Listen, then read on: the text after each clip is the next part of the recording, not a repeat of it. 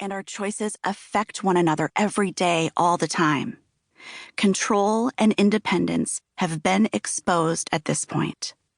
For the mirages that they are, pipe dreams, vestiges of another world. So what do? We pay attention. We accept the world as it is, not as we wish it was. We practice. We build rhythms of health and faith and grounding, ways of living that allow our best selves to emerge and our worst selves to recede as often as possible. We help each other.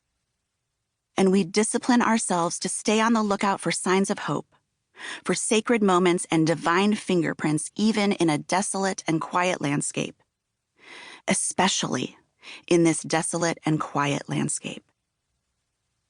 This is in no way a comprehensive overview of spiritual practices, or a comprehensive anything, really. I'm a 40-something mother of two, a Midwesterner living in Manhattan. I'm sometimes tired and sometimes afraid, sometimes hopeful and sometimes despairing. I would not call myself an expert in almost anything except possibly Kennedy trivia and last-minute dinner parties. I am certainly not an expert on spiritual life. But I am, just as you are, living in a world that feels dry as a desert some days, like the very spirit has been leached away, leaving only bone and outrage. And I'm longing for life, living water, nourishment, and direction. I want to live a faithful, meaningful life. I want to feel God's presence, bring about His kingdom, tell His story in every way I know how. And these are quite simply the things I've learned along the way as I travel the path of faith. This is not a to-do list. This is not a prescription for success or a roadmap to spiritual perfection. This is a love letter. A handful of treasures, a lifeline, a hand reaching out in the darkness and offering hope and respite. I am old enough to have learned a few things that sustain us when the night is long, the sky dark, the journey rough, and I'm offering them to you. My prayer is that they will be useful and helpful for your soul and spirit, for your breath and body on the journey home. This is the book I wish someone had written for me when I was in a season of near constant untethering and unbelonging, wandering and fumbling, and ultimately discovering a million beautiful surprises after a couple of very dark years. There are seasons for tidy prose, and this is decidedly not one of them.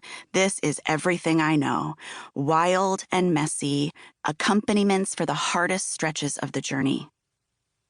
This is not about what I've been through. This is about what remains in all our lives when the deals and agreements and myths and illusions have been washed away by pain and loss and years.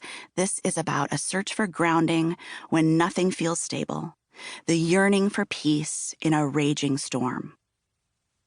It's about curiosity and compassion, and it's about spiritual practices to weather the rough passages, but at the center, it's about leaving behind what needs to be left behind, accepting the spirit of the age. It's about learning to stand alone, leaving behind the identities you believed you could never live without. Part 1. Gravity of Love. 1.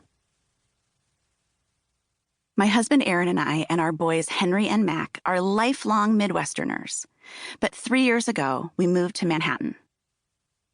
We made the move from a house in the suburbs of Chicago to an 825-square-foot apartment on the 3rd floor of a beautiful neo-Gothic red brick building in the Chelsea neighborhood of New York City.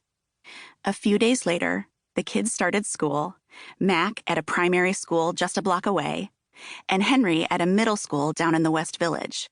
These were great schools, and our kids had come from great schools, but inevitably there were gaps. Things that our boys hadn't yet covered in their old schools, things that felt unfamiliar or frustrating. About 6 weeks after we moved, in an extremely low-budget decorating move, I wrote one sentence on a piece of